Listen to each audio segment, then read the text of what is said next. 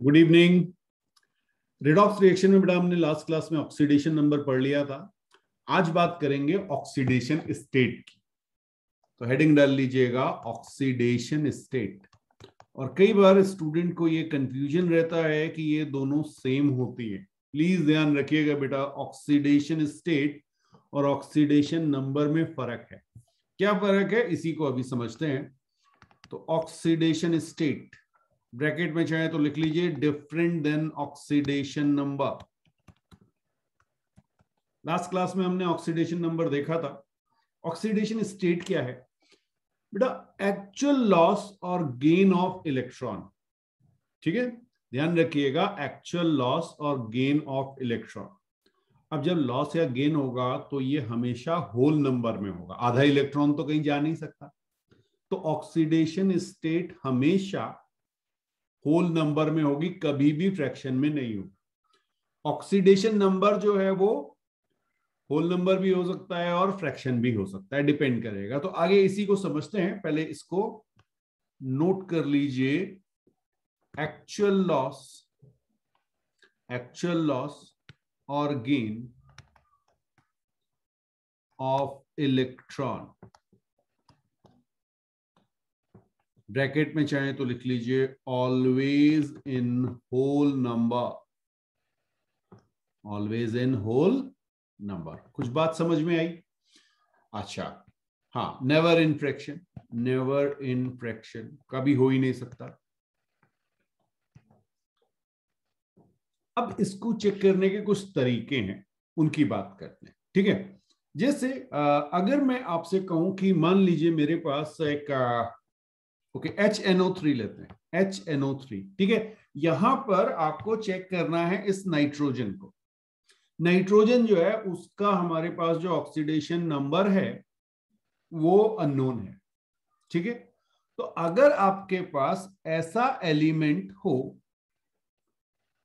जो सिंगल हो, सिंगल समझ में आ रहा है? यहां पे देखिए केवल HNO3 है। मैं एक और लिख दे रहा हूं आपको, नेक्स्ट वाला एग्जांपल जो लूंगा वो आपको यहां क्लियर हो जाएगा। मान लीजिए दूसरा मैंने लिया Na2S2O3। यहां पर अननोन जो मैं आपको कह रहा हूं वो सल्फर है। ठीक है, Na की फिक्स है, ऑक्सीजन आपको पता है जनरल स्टेट में -2 होगी। ठीक है, यस। तो अब यहां पर सल्फर आपके पास 2 एटम है और नाइट्रोजन आपके पास 1 एटम है, तो सिंगल है। तो अगर आपके पास किसी भी मॉलिक्यूल में या किसी भी कंपाउंड में एक एटम जिसकी ऑक्सीडेशन नंबर या ऑक्सीडेशन स्टेट अननोन है, वो सिंगल है, तो आपका ऑक्सीडेशन नंबर और ऑक्सीडेशन स्टेट में कोई डिफरेंस नहीं होगा। ये समझ में आया? अगर किसी कंपाउंड में केवल एक ही, अब नाइट्रोजन है, आप ऑक्सीडेशन नंबर कहिए चाहे ऑक्सीडेशन स्टेट कहिए, यहां पे कोई फर्क नहीं आएगा। ठीक, बट नेक्स्ट एग्जांपल अगर आप देखेंगे Na2CO3। अच्छा, यहां पे चेक कर लीजिए कितना आएगा बेटा। ऑक्सीजन का -2, हाइड्रोजन का +1, तो नाइट्रोजन का ऑक्सीडेशन नंबर क्या आएगा? ऑक्सीडेशन नंबर ऑफ नाइट्रोजन +5 का, आपने +5 का आगे +5। चलिए Na2S2O3। अब यहां पर क्या है बेटा? आपके पास 2 सल्फर। आपने देखा ऑक्सीजन जो है सल्फर जो है वो इलेक्ट्रॉन या तो खींचेगा या देगा। ठीक, तो एक्चुअल ट्रांसफर दोनों में सेम भी हो सकता है, डिफरेंट भी हो सकता है। तो अभी मैं आपसे कह रहा हूं कि मान लीजिए सल्फर, एक सल्फर का ऑक्सीडेशन नंबर X1 और दूसरे का X2। अब ये जो अलग अलग है इनको ऑक्सीडेशन नंबर नहीं कहेंगे, ये आपकी क्या होगी? Oxidation state. इंडिविजुअल की हमेशा ऑक्सीडेशन स्टेट आएगी, इंडिविजुअल की ऑक्सीडेशन स्टेट आएगी। और जब आप इसका एवरेज लेंगे X1 + X2/2, तो ये आपका आएगा ऑक्सीडेशन नंबर। अभी एग्जांपल लेंगे तो और क्लियर होगा। मैंने आपसे क्या कहा? अगर आपके पास किसी कंपाउंड में एक से ज्यादा एटम है अननोन जिनका ऑक्सीडेशन नंबर है, यहां पे हमारे पास सल्फर के 2 एटम। ठीक, तो अब इसमें से हो सकता है कि एक अगर आप ऑक्सीडेशन स्टेट निकालें तो वो X1 आए एक सल्फर की, दूसरे की X2 आए। समझ में आ रहा है? ये सेम भी हो सकती है, डिफरेंट भी हो सकती है। कैसे होगा वो अभी आगे चेक करेंगे। बट अगर आप इंडिविजुअल की बात कर रहे हैं, अलग अलग बात कर रहे हैं, तो वो X1 और X2 ये आपकी ऑक्सीडेशन स्टेट होगा। और अगर आपने इसको एवरेज ले लिया तो ये ऑक्सीडेशन नंबर होगा। समझ में आ गया? तो आप चाहें तो ये भी लिख सकते हैं कि ऑक्सीडेशन स्टेट जो है वो इंडिविजुअल होती है और ऑक्सीडेशन नंबर जो है वो एवरेज होता है। Oxidation number is average. Note कीजिए, फिर आगे बात करते हैं। अब नेक्स्ट पॉइंट लिखिएगा, ये बेटा ऑक्सीडेशन स्टेट आप तभी कैलकुलेट कर सकते हैं जब आपको स्ट्रक्चर पता हो। चाहे तो पॉइंट नोट कर लीजिए, oxidation state can only be calculated by the structure of molecule। ठीक है? अब बहुत आसान सा है, कॉन्सेप्ट समझेंगे तो मान लीजिए मेरे पास ए और बी दो एटम है। अभी मैं दो एटम से बता रहा हूं, ये 3 4 5 कितने भी आप ले सकते हैं। ए और बी दो एटम है, ठीक है? और इनके बीच में एक बॉन्ड आपको दिखा रहा हूं, ये रहा मेरे पास बॉन्ड। और यहां पे मैं एक अजम्पशन ले रहा हूं कि मेरे पास electronegativity of A is greater than electronegativity of B. कुछ समझ में आ रहा है? ए की इलेक्ट्रोनेगेटिविटी, अच्छा आप बी की ज्यादा जाते हैं, ओके नो प्रॉब्लम, ये लो।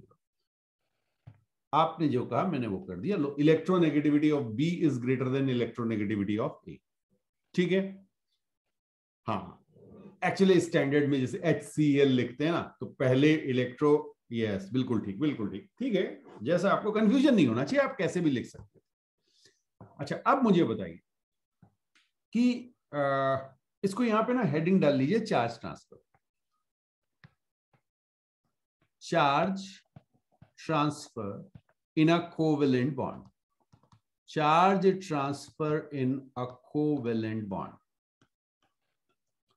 थोड़ा सा इसको समझ लिए, बहुत आसान सा है, लेकिन पहली बार में थोड़ी प्रैक्टिस की रिक्वायरमेंट है। ठीक है? तो ए और बी ये आपने लिया, तो इलेक्ट्रोनेगेटिविटी किसकी ज्यादा? बी की ज्यादा। तो बी क्या करेगा? इलेक्ट्रॉन को अपनी ओर खींच लेगा। तो बी पे आप चार्ज देंगे माइनस और ए पे आप चार्ज देंगे प्लस। कितना इलेक्ट्रॉन गया, पूरा गया नहीं गया, इसको सोचने की जरूरत नहीं है। ये बात समझ में आई? अच्छा, अब देखिए, मान लीजिए यही चीज है, ए और बी के बीच डबल बॉन्ड बना। ए और बी के बीच डबल बॉन्ड बना। ठीक है? जैसे ही आपको डबल बॉन्ड दिखा, आपने कहा बी पे चार्ज आएगा -2 और ए पे चार्ज आएगा +2। क्यों? वो दो इलेक्ट्रॉन की शेयरिंग थी, बी ने अपनी ओर खींच ली। समझ में आ रहा है? और अगर इसी तरह से मैं आपसे कहूं ए ट्रिपल बॉन्ड बी, तो क्या हो जाएगा? वेरी गुड, बी पे आ जाएगा -3 चार्ज और ए पे आ जाएगा +3 चार्ज। फाइन। तो जिसकी इलेक्ट्रोनेगेटिविटी ज्यादा है उस पे नेगेटिव चार्ज आएगा। तो आप चाहें तो लिख लीजिए, हायर द इलेक्ट्रोनेगेटिविटी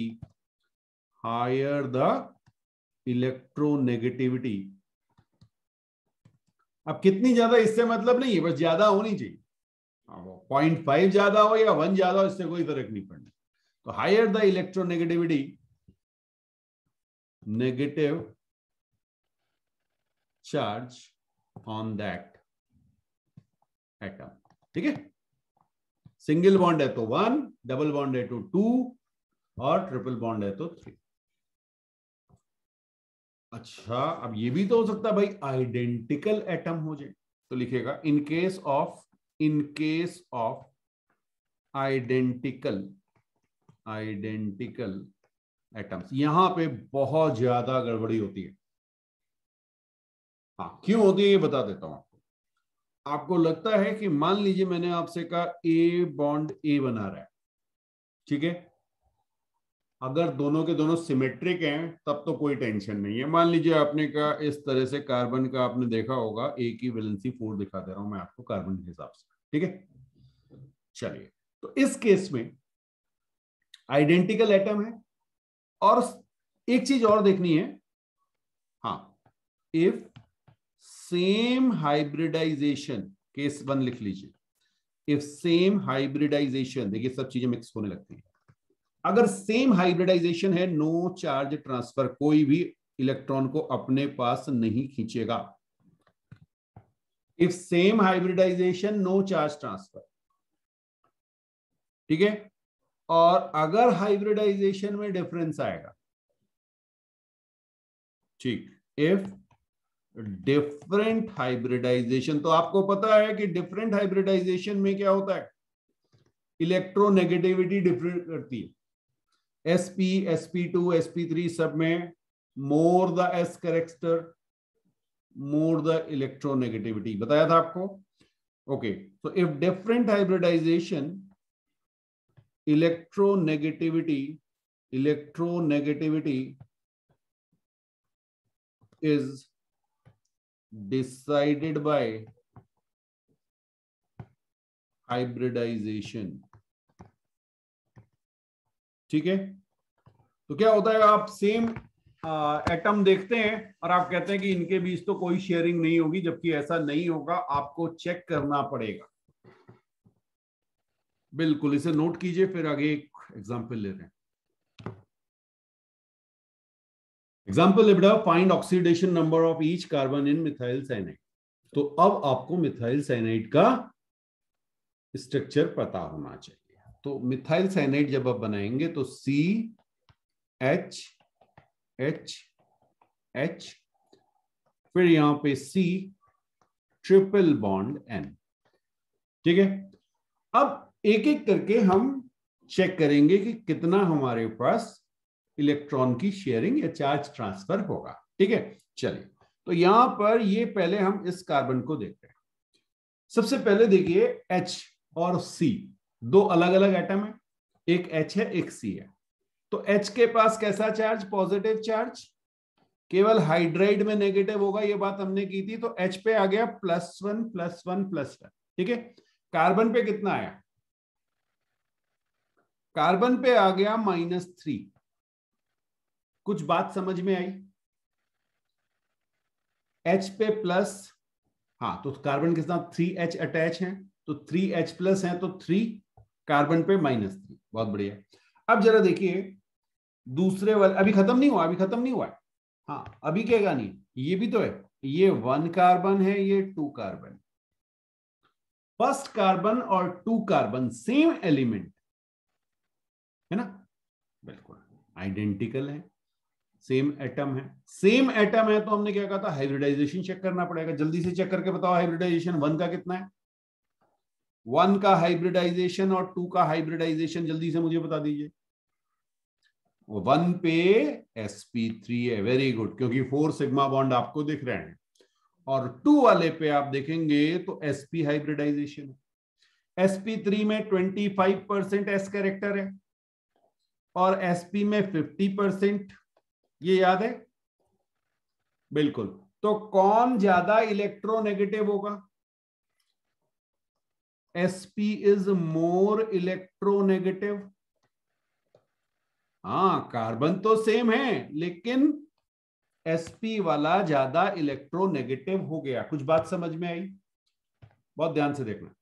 अब मैंने क्या किया, अब डिफरेंट कलर से आपको दिखा रहा हूं। यहां पे जो इलेक्ट्रॉन की शेयरिंग होगी वो कार्बन पे जाएगा, 2 नंबर वाले कार्बन पे -1 और 1 नंबर कार्बन पे +1।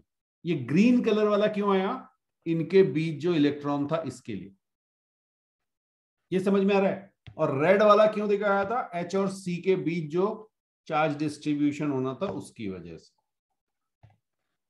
बिल्कुल, ये देखो,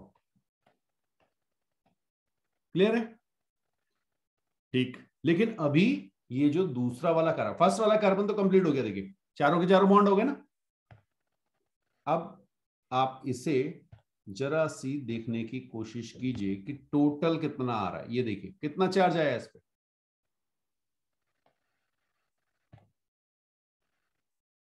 -3 + 1, तो आपके पास -2 आया।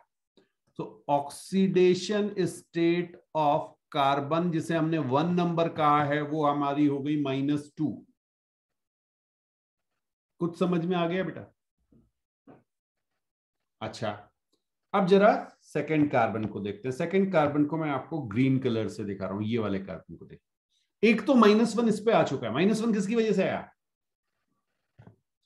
कार्बन कार्बन की वजह से, ठीक है। अब कार्बन और नाइट्रोजन में कौन ज्यादा electronegative? Nitrogen. Very good. Nitrogen की वजह से यहां पे कितना आएगा? नाइट्रोजन पे -3। -3 क्यों? क्योंकि ट्रिपल बॉन्ड है, और यहां पे +3। ओके, तो oxidation state of carbon 2 is -1 + 3, that is +2। कुछ बात समझ में आई? तो नेट चार्ज जो आप पे आ रहा है, नेट चार्ज, वो फर्स्ट कार्बन पे -2 आ रहा है और सेकंड कार्बन पे +2 आ रहा है। ठीक, अगर मैं आपसे पूछूं ऑक्सीडेशन नंबर क्या होगा, ऑक्सीडेशन नंबर क्या होगा?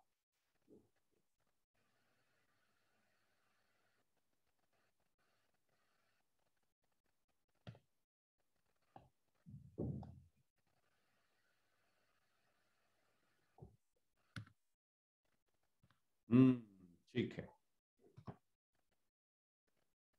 एक एग्जांपल और देखें, एक और लेते हैं। अच्छा चलिए, इसको ना बिल्कुल सिमिलर है, देखिए होता किस तरह के क्वेश्चंस आपसे पूछे जाएंगे। यहां पे तो मैंने आपसे CH3CN कहा था, ठीक है, मिथाइल साइनाइड। अब मैं मिथाइल आइसोसाइनेट कर दूंगा, और आधे लोग तो इसी पे कंफ्यूज हो जाएंगे। हाँ, मिथाइल आइसोसाइनाइड में भी 2 कार्बन होंगे। अब बेटा स्ट्रक्चर जो अगर आपको याद हो तो इस तरह से बनता था, यहाँ पे N आता था, यहाँ पे डबल बॉन्ड C, और ये आपका होता था, है ना, कोऑर्डिनेट बॉन्ड हुआ करता था। ये आपका कहलाता था methyl isocyanide, NC। Clear?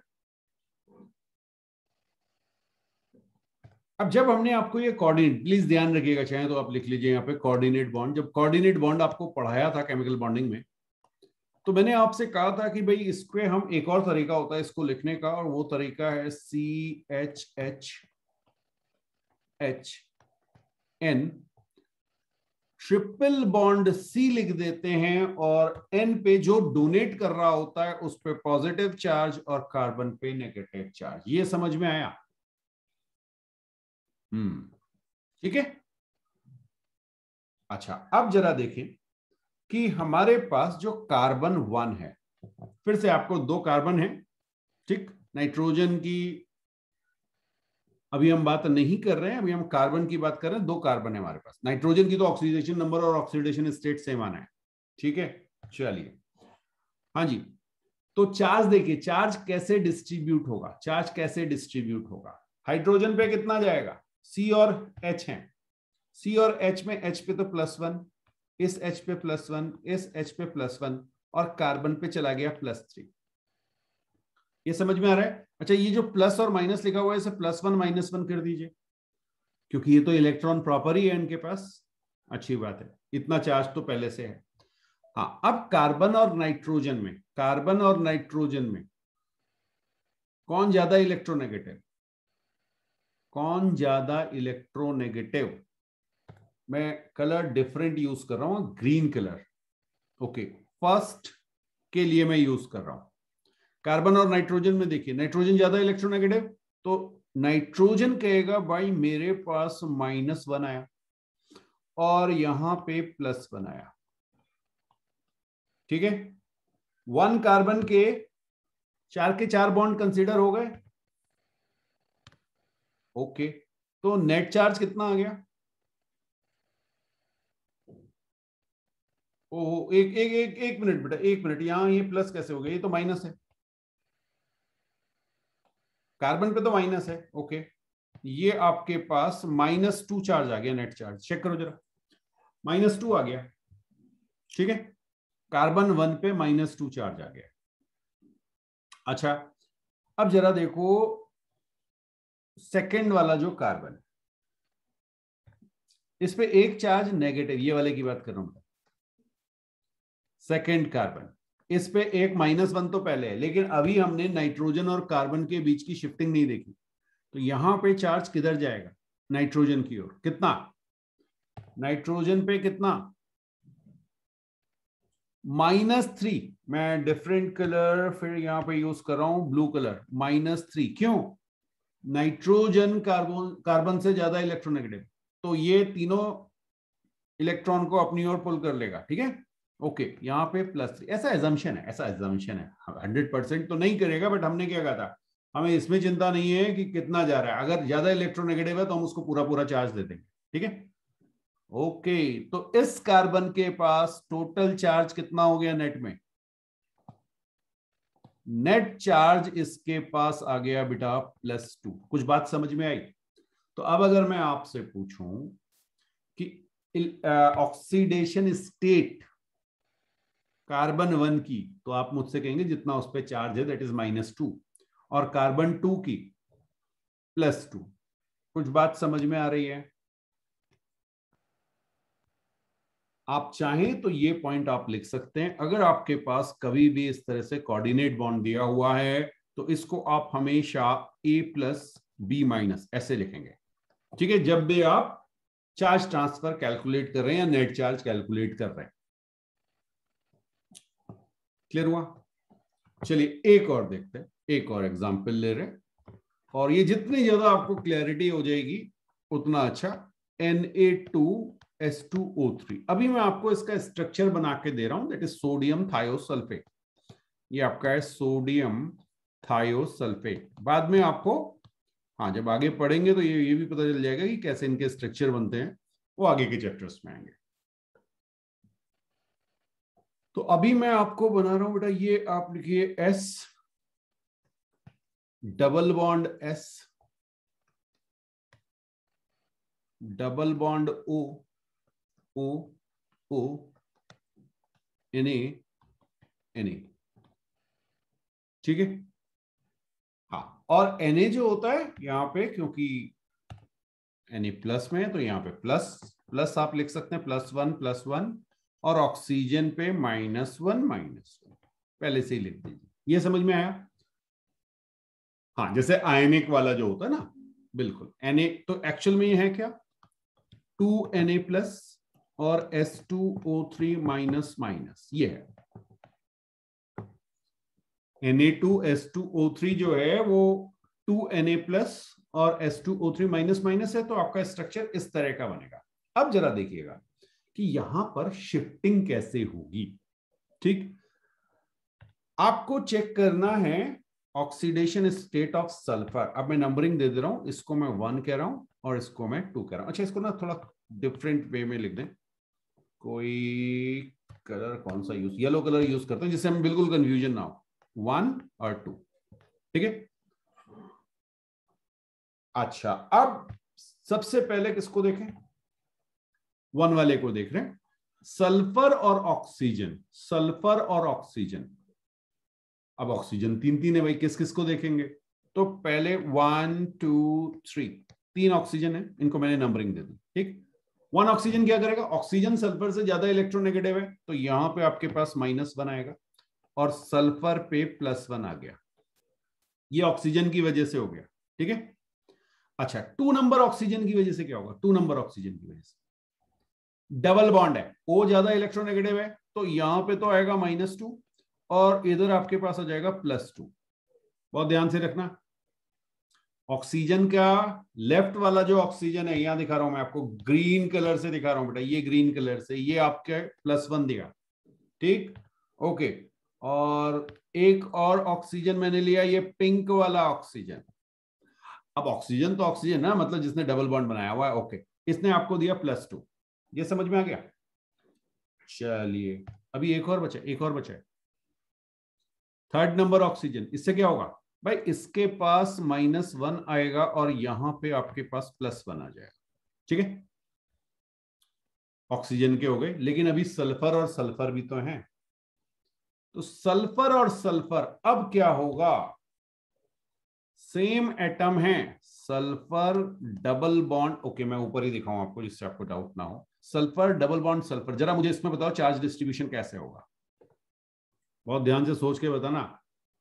Same atom के लिए क्या कहा था, हाइब्रिडाइजेशन चेक करना है, हाइब्रिडाइजेशन इसका और इसका, दोनों का जल्दी से हाइब्रिडाइजेशन बताओ। अरे सल्फर के लोन पे यार ध्यान रखना, हाँ ऐसे होगा कहानी,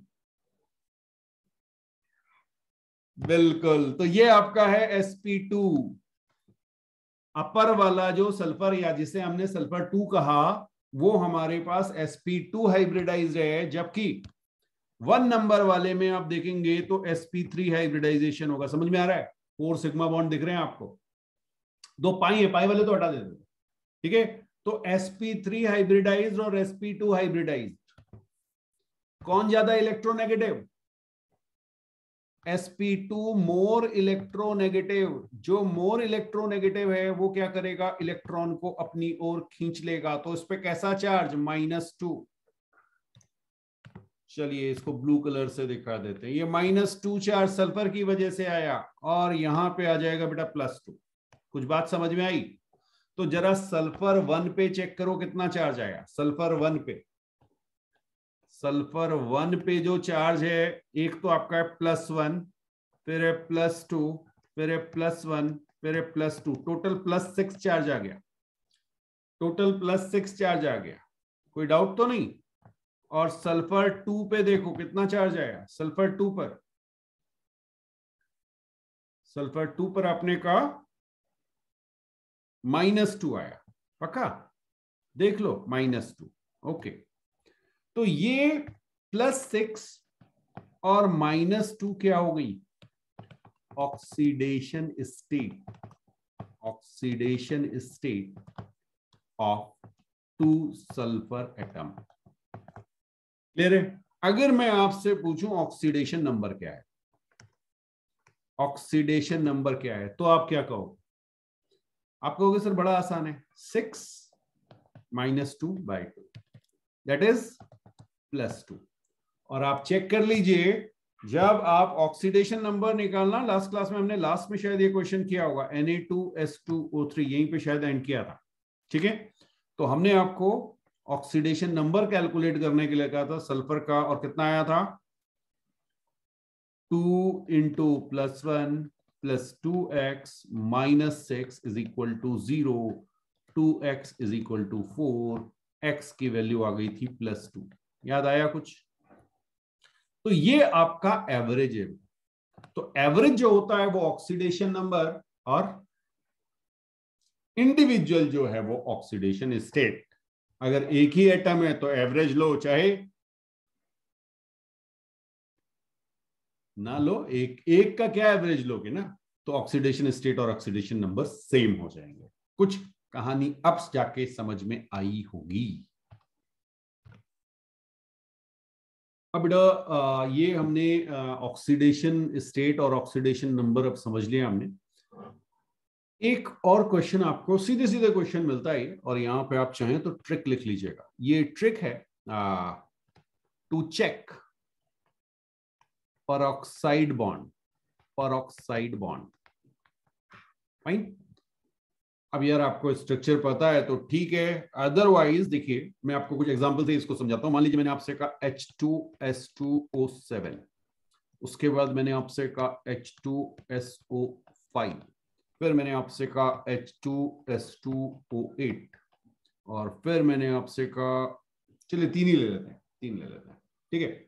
आपको बताना है oxidation number of peroxide bond किसमें, ठीक है। अब हमें स्ट्रक्चर नहीं पता, हमें स्ट्रक्चर अभी नहीं पता, तो तरीका ये है कि आपको यहां पे सल्फर दिख रहा है, ठीक है। अगर किसी भी एलिमेंट की, बहुत ध्यान से समझिएगा, किसी भी एलिमेंट की जो रेंज है, रेंज निकाली थी आपको, बताया था पी ब्लॉक एलिमेंट की रेंज बताई थी आपको, वेरिएबल ऑक्सीडेशन नंबर वाली, हाँ, उससे अगर आपका ज्यादा आ जाए ऑक्सीडेशन नंबर, रेंज से बाहर हो जाए, ठीक है, बिल्कुल, तो आप चाहें तो पॉइंट लिख लीजिएगा, ट्रिक लिख लीजिए। If oxidation number, if oxidation number of any element, if oxidation number of any element is more than its range, that means peroxide bond. ये आपको ट्रिक यूज करनी है, ठीक। अब जैसे आपने ऑक्सीडेशन नंबर कैलकुलेट किया पहले वाले में H2S2O7, इसमें ऑब्वियसली O का आपको पता है -2 होगा और H का आपको पता है +1 होगा, तो जल्दी से आप सल्फर का ऑक्सीडेशन नंबर बता दीजिए। ऑक्सीडेशन नंबर ऑफ सल्फर, हाँ बेटा, H2S2O7 में कितना आएगा? बिल्कुल सही, तो 2 + 2x - 14, -14 समझ में आया, 7 × -2 दैट इज इक्वल टू 0। तो यहां से आपने सॉल्व किया तो x का कितना आ गया आपका +6, और आपको पता है रेंज हमारी -2 से +6 आई थी, -2 से +6, ओके। तो भाई यहां तो कोई टेंशन नहीं है, ठीक है, इसका मतलब इसमें पेरोक्साइड बॉन्ड नहीं है। चलिए नेक्स्ट देखते हैं, H2SO5 दिया हुआ, H2SO5 दिया हुआ में, हाँ यहां पे देखिए जरा, oxidation number of sulphur 2 + sulphur का हमने x मान लिया -10 इज इक्वल टू 0, क्या होगा? x की वैल्यू आ गई बेटा +8, नॉट एप्लीकेबल, समझ में आ गया? हाँ, ये नॉट पॉसिबल भी लिख सकते हैं, नॉट पॉसिबल ना, +8 तो हो ही नहीं सकती।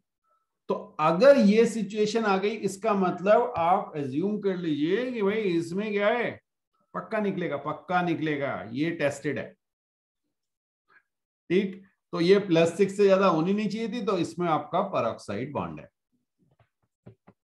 चेक दूसरे वाले को भी कर लीजिए, ये जरूरी नहीं कि मैंने तो ऐसे ही लिख दिए थे, कोई वन ऑप्शन वाला करेक्ट नहीं है, ये पेरोक्साइड बॉन्ड है बेटा। इसमें मेथड समझ में आया? अच्छा, अब जरा नेक्स्ट वाले को खुद से चेक करके बताइए। नेक्स्ट क्या था? H2S2O8, यहां पे ऑक्सीडेशन नंबर निकालिए सल्फर का। अब रेंज आपको पता है, अब ये रेंज याद होनी चाहिए, इसीलिए वो 10 पॉइंट जो लास्ट क्लास में आपको निकाले थे वो जरूरी है समझना, ठीक है।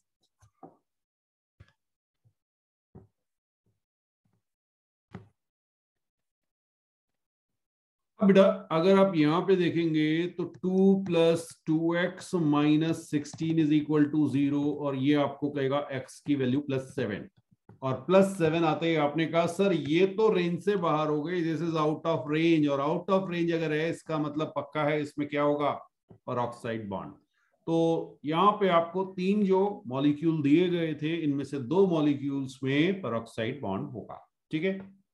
अच्छा, एक और चेक कीजिएगा जरा, CrO5, CrO5,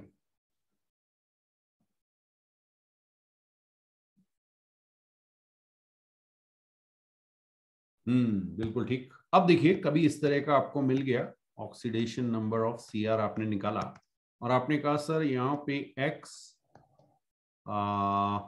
plus sorry minus x -10 is equal to 0, 5 × 2 आ गया ना, -2, ओके। तो यहां से आपके x की वैल्यू 10 आ गई। अरे 10 तो वैसे ही पॉसिबल नहीं हो सकता यार, ये तो 8 से भी ज्यादा हो गया। मैक्सिमम क्या हो सकता है भाई, अगर मान लो आउटर शेल पे जो इलेक्ट्रॉन की बात कर रहे हो, ऑक्सीडेशन नंबर है क्या,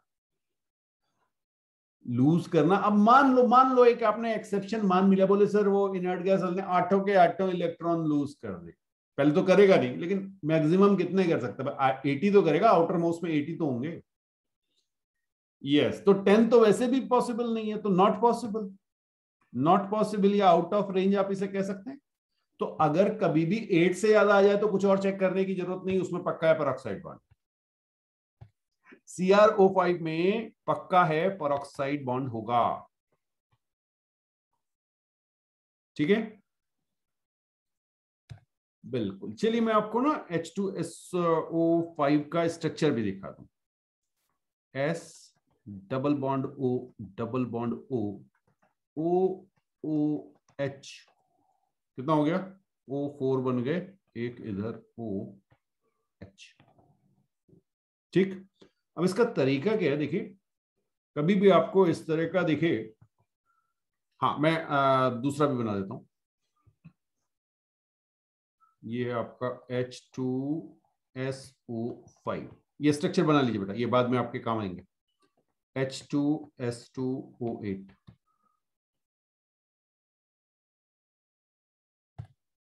ये दिख रहा है आपको, ये है परऑक्साइड बॉन्ड, ठीक है। हाँ, O का O से इस तरह से जो अटैच होगा ये परऑक्साइड बॉन्ड कहलाएगा। H2S2O8, तो यहां पे बेटा S डबल बॉन्ड O, इधर आपके पास OH, इधर आपके पास O, फिर O, और इधर इसका बिल्कुल सिमेट्री, मिरर इमेज बना दीजिए।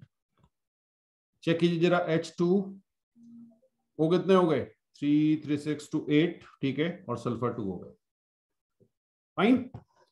तो H2S2O8, इसमें भी आपको ये परऑक्साइड बॉन्ड दिखा, बट ये स्ट्रक्चर अगर याद है तो अच्छी बात है, अगर याद नहीं है तो आपको मेथड मैंने ट्रिक बता दी कि कैसे आपको चेक करना, ठीक। तो 8 से ज्यादा आ जाए तो परऑक्साइड बॉन्ड, आप चाहें CrO5 भी बता देते हैं, ये लीजिए। CrO5 का स्ट्रक्चर कैसे बनता है बेटा, ये Cr है, यहाँ पे एक डबल बॉन्ड, ये O, ये O, ये O, ये O, ये आपका बटरफ्लाई कहलाता है। बटरफ्लाई जैसा दिख रहा है आपको, हाँ, ये आपका बटरफ्लाई, ठीक है। ब्लू क्रोम कहते हैं इसे, ब्लू क्रोम। अब बेटा एक और पॉइंट है, बहुत इंपॉर्टेंट है, जैसे आप बात करें, अगर हम बात करें एसिडिक गैसेस की, तो एसिडिक गैसेस कुछ याद है आपको, CO2, ठीक है, SO2, NO2, N2O5, ये सब आपकी एसिडिक गैसेस है, ठीक। अब कैसे पता चलता है कि कोई गैस एसिडिक है या नहीं, तो क्या करते हैं, उसमें वाटर मिलाते हैं, अगर वाटर ऐड करके एसिड बन गया तो वो एसिडिक गैस, ठीक।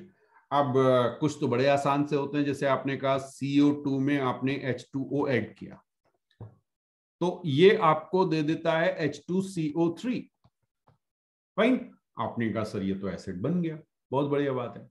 लेकिन कई बार ये समझ में नहीं आता कि जब हम H2O ऐड करें तो क्या होगा। जैसे एग्जाम्पल अगर हम लें, मान लीजिए नाइट्रोजन के ऑक्साइड्स की बात करें, नाइट्रोजन के ऑक्साइड्स की बात करें, तो जब आप नाइट्रोजन के एसिड अगर देखेंगे तो HNO3, एक तो ये एसिड है और एक है HNO2, ये पता है आपको, इनमें से एक नाइट्रिक है, एक नाइट्रस है, हाँ जी। तो ये आपके पास नाइट्रिक एसिड है और ये आपके पास नाइट्रस एसिड है।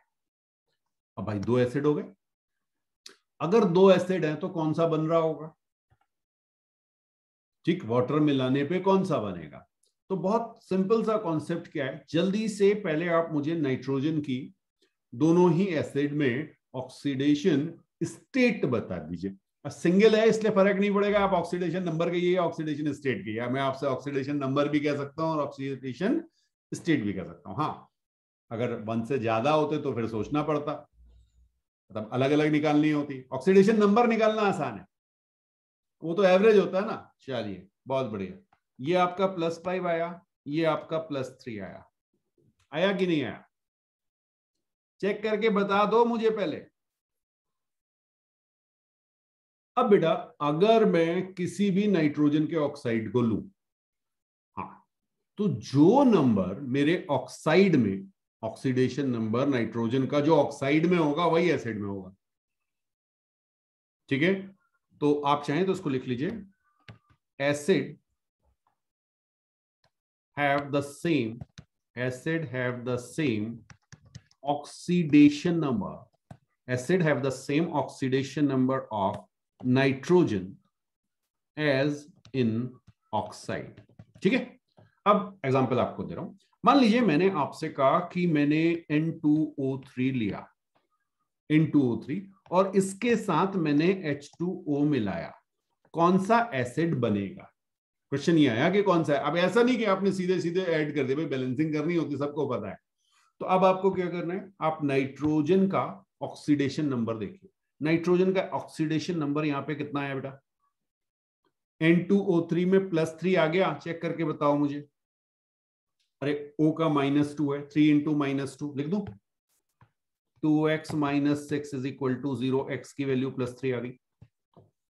अच्छा, अब यहां पर अगर आपके पास ऑक्सीडेशन नंबर नाइट्रोजन का +3 है तो वही एसिड बनेगा जिसमें +3 ऑक्सीडेशन नंबर है। किसमें है? HNO2 में। तो ये आपका बनेगा HNO2। HNO3 नहीं बन सकता, समझ में आया? तो ये आपका बना नाइट्रस एसिड। आसान है, कॉन्सेप्ट समझ में आया? कोई डाउट तो पूछ लो। अब बेटा N2O5, अगर मैंने आपसे कहा N2O5 में मैंने H2O मिलाया तो कौन सा एसिड बनेगा? N2O5 ऑक्सीडेशन नंबर आपने नाइट्रोजन का चेक किया, वेरी गुड, +5 आ गया, +5 आ गया। इसका मतलब चेक कीजिए नाइट्रस या नाइट्रिक में किसमें नाइट्रोजन की ऑक्सीडेशन नंबर +5 है, नाइट्रिक आ गया, तो आपका आंसर आ गया HNO3। और आपने यहाँ पे लिख दिया भाई नाइट्रिक ऑक्साइड नाइट्रिक एसिड बनेगा। समझ में आ गया? बहुत बढ़िया। अब देखिए फंसाने वाली चीज, ये तो आसान सी चीज है, ठीक है। हाँ, अब 5 ऑक्साइड होते हैं बेटा, 5 नाइट्रोजन के ना, ठीक है। अब मैंने आपसे कहा NO2 है, अब बताओ NO2 में मैंने H2O मिलाया। आपने कहा सर बड़ा आसान है, खट से यहां निकाला +4। अब परेशान, बोले सर +4 तो है ही नहीं, तो एसिड नहीं बनेगा क्या? नहीं नहीं बनेगा, बनेगा। +4 है तो क्या होगा? +4 ऑक्सीडेशन स्टेट का एसिड अवेलेबल नहीं है। तो अगर ऐसा हो तो आप चाहो तो यहां पे लिख लो +4 एसिड नॉट अवेलेबल। +4 का मतलब इस ऑक्सीडेशन नंबर का ना, हाँ, नॉट अवेलेबल, ठीक है। तो आप +1 और -1 दोनों बना दीजिए, दोनों बनेंगे फिर, एक प्लस और एक माइनस, ठीक है। तो अब क्या होगा? 2 एसिड बन जाएंगे। तो अब आपके पास HNO3 भी बनेगा और HNO2 भी बनेगा। मान लीजिए अभी और एग्जांपल दे देता हूं, चिंता मत कीजिए, चिंता मत कीजिए, ठीक है। हाँ, अच्छा, अब ये देखिए NO, यहां क्या होगा? यहां क्या होगा? NO और N2O, ये दोनों, अब बेटा ध्यान रखना, ये आपके न्यूट्रल ऑक्साइड होते हैं, इसको रट लो। ये आपके न्यूट्रल ऑक्साइड होते हैं, don't react with water, don't react with water, ठीक है। एक टर्म हमने पढ़ा था एनहाइड्राइड, याद आया? तो अगर कोई एनहाइड्राइड है किसी एसिड का, उसमें आप वाटर मिला दीजिए तो वो एसिड बन जाता है। किसी भी एसिड का एनहाइड्राइड जो है, ठीक है, वो आपसे पूछा जा सकता है। जैसे अगर आप यहां पे क्या कहेंगे, N2O3 इज एनहाइड्राइड, ये किसका एनहाइड्राइड है? एनहाइड्राइड मतलब एसिड में से वाटर निकल चुका है, तो किसका एनहाइड्राइड है? Anhydride of HNO2। इस टाइप के क्वेश्चन मिलते हैं। हाँ, बहुत आसान से होते हैं, लेकिन क्योंकि आपको मेथड नहीं पता तो फिर मुश्किल हो जाती है। तो N2O5 is anhydride of HNO3। कुछ समझ में आ रहा है? और बिल्कुल इसी तरह से अगर आपको दे दिया गया NO2, तो आप कहेंगे NO2 is mixed anhydride of HNO2 and HNO3। Yes, बिल्कुल, इसको हम यहां से डिलीट कर दें। अभी 1 मिनट रुक जाइए। NO2 इज मिक्स्ड एनहाइड्राइड, क्योंकि दोनों है ना उस पे, तो mixed anhydride of HNO2 plus HNO3, या एंड लिख दीजिए। ठीक है, नोट कीजिए, फिर आगे बात करते हैं और एसिड्स की। बेटा बहुत इंपॉर्टेंट है एसिड्स ऑफ फास्फोरस, ठीक है। हाँ, इस पे तो मैक्सिमम क्वेश्चन इस पे बनता है। तो अगर मैं आपसे बात करूं H3PO4, एक ये होता है, H3PO3 ये है, और फिर है मेरे पास H3PO2। फाइन, जल्दी से मुझे बता दो ऑक्सीडेशन नंबर क्या है, ऑक्सीडेशन नंबर क्या है। मैं यहां पे लिख रहा हूं ऑक्सीडेशन नंबर, ऑब्वियसली पी की बात हो रही है यार, एच और ओ तो हमें पता ही है ना। हाँ, पी का ऑक्सीडेशन नंबर फास्फोरस का H3PO4 में, H3PO4 में +5 आ गया होगा, वेरी गुड। H3PO3 में +3 आ गया, वेरी गुड, और फिर +1 आ गया। किसी को डाउट तो नहीं, कोई ऐसा जिसका ऑक्सीडेशन नंबर ना आया हो? ओके, अब मैं आपसे पूछ रहा हूं, एक मैंने आपको ऑक्साइड दिया P4O10, P4O10, और इसके साथ मैंने वाटर को ऐड कर दिया। आपको बताना है कौन सा एसिड बनेगा। बहुत सिंपल हो गया, आप ये कुछ नहीं करना आपको, सिर्फ ऑक्सीडेशन नंबर कैलकुलेट करना है फास्फोरस का। जल्दी से बताओ। 4x -20 is equal to 0, x की वैल्यू आ गई +5, और जैसे ही आपने +5 देखा, आपने क्या कहा, क्या बन रहा है? फास्फोरस का ऑक्सीडेशन नंबर जिसमें +5 है वही बनेगा, तो आपने कहा सर H3PO4 बन गया। समझ में आया? तो वो कैसे डिसाइड हो जाता है कि ये रिएक्शन करके यही बनेगा, कुछ और नहीं बनेगा, ये तरीका है। ठीक, चलिए एक और एग्जांपल देखें। अब मैंने आपसे कहा P2O3, P2O3 इसके साथ H2O को मिला दिया, क्या बनेगा? P2O3। तो सबसे पहले आपने ऑक्सीडेशन नंबर निकाला, ऑक्सीडेशन नंबर आपने कहा सर +3 आ गया, +3, और जैसे ही +3 आया आपने कहा सर ये तो बड़ा आसान हो गया, हमारा कौन सा एसिड बना? H3PO3, क्योंकि H3PO3 में ही फास्फोरस का ऑक्सीडेशन नंबर +3 था, बाकी में तो यस। अब मान लीजिए कोई ऑक्साइड आपको ऐसा दिया जो +2 हो गया।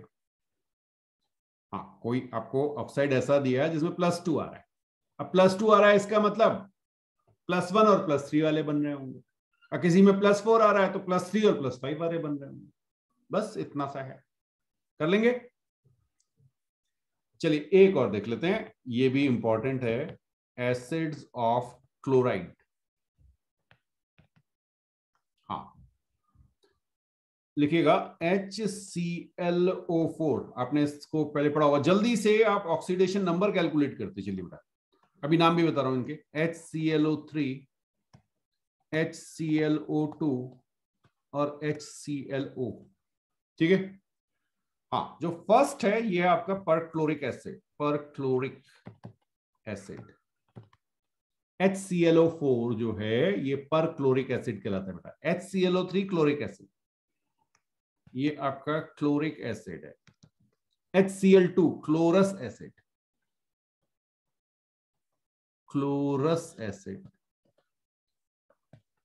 और HClO आपका कहलाता है हाइपोक्लोरस, हाइपोक्लोरस एसिड, नाम भी याद कर लीजिएगा, ठीक है।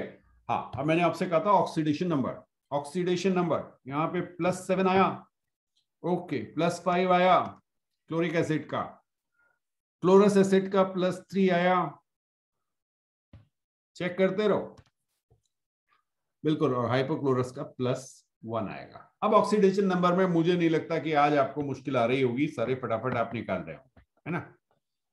चलिए, तो ये आपने ऑक्सीडेशन नंबर निकाल लिया। अब देखिए, फिर मैंने आपसे पूछा कि अब कौन सा एसिड बनेगा, तो मैंने आपसे कहा कि Cl2O को आपने रिएक्ट करा दिया वाटर के साथ, जल्दी से मुझे बता दो कौन सा एसिड बनेगा। Cl2O को रिएक्ट करा दिया H2O के साथ, तो सबसे पहले क्या करना पड़ेगा, Cl2 में क्लोरीन, भाई ऑक्सीजन की -2, ज्यादा इलेक्ट्रोनेगेटिव है ना, बिल्कुल सही बात। तो आपने कहा सर ऑक्सीडेशन नंबर हमारा +1 हो गया, +1 किसमें है, HClO, ये बन गया हमारे पास, वेरी गुड। देखिए कितने आसानी से आया। अब नेक्स्ट देखो, Cl2O3 को H2O के साथ रिएक्ट कराया, बस आप तो फटाफट, क्वेश्चन खत्म नहीं हुआ, लिखता नहीं हुआ, उससे पहले आपका आंसर आ जाए। Cl2O3 ऑक्सीडेशन नंबर देखिए, बिल्कुल +3 आ गया। +3 किसमें आ रहा है, HClO2, है ना। कुछ कहानी समझ में आ रही बेटा। अच्छा, अब मैंने आपसे कहा Cl2O5, इसको वाटर के साथ रिएक्ट कराया, कौन सा एसिड बनेगा, Cl2O5 H2O के साथ रिएक्ट कराया, कौन सा, हाँ +5 वाला, यानी HClO3, क्लोरिक एसिड बन गया। ठीक है, चलो एक और देख लेते हैं, Cl2O7 H2O के साथ रिएक्ट करा दिया, आपने कहा सर HClO4 बन गया। ठीक है, बाद में बैलेंसिंग होती है एक्चुअली, पहले आपको ये पता होना चाहिए कि बनेगा क्या। हाँ, अब देखो ClO3, इसकी रिएक्शन करा दी, अब क्या होगा, ये अब आपको आराम से बताना चाहिए, सारी चीज में करा चुका हूं। ClO3 ऑक्सीडेशन नंबर आपने चेक किया, आपने कहा सर ऑक्सीडेशन नंबर आया +6, +6 का कोई भी एसिड अवेलेबल नहीं है, इसका मतलब एक कम और एक ज्यादा बनाएगा। +6 अगर आ गया तो एक ज्यादा और एक कम, एक ज्यादा और एक कम क्या हो गया, +5 एंड +7। ठीक है, तो दोनों बन जाएंगे +5 और +7, +5 +7 वाले कौन कौन से हैं, HClO3 और HClO4, क्लोरिक एसिड और परक्लोरिक एसिड। कुछ बात समझ में आई,